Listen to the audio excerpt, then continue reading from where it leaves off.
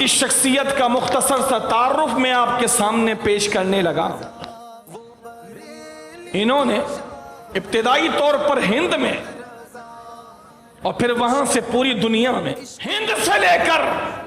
عرب تک، عجم سے لے کے عرب تک، شرق سے لے کے غرب تک، اس شخصیت نے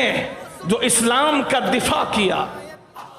ناموس خدا کا دفاع کیا، ناموس رسالت کا دفاع کیا، ناموس صحابہ کا دفاع کیا، ناموس اہل بیت کا دفاع کیا، ناموس اولیاء کا دفاع کیا، ناموس ملت کا دفاع کیا، اس شخصیت کا نام ہے حضور سیدی امام احمد رضا خان، جن کو زمانہ اعلی حضرت کے نام سے جانتا رضی اللہ۔ محبت اعلی حضرت حامی سنت ماحی بدعت اعلی حضرت غوث و خواجہ کی ہے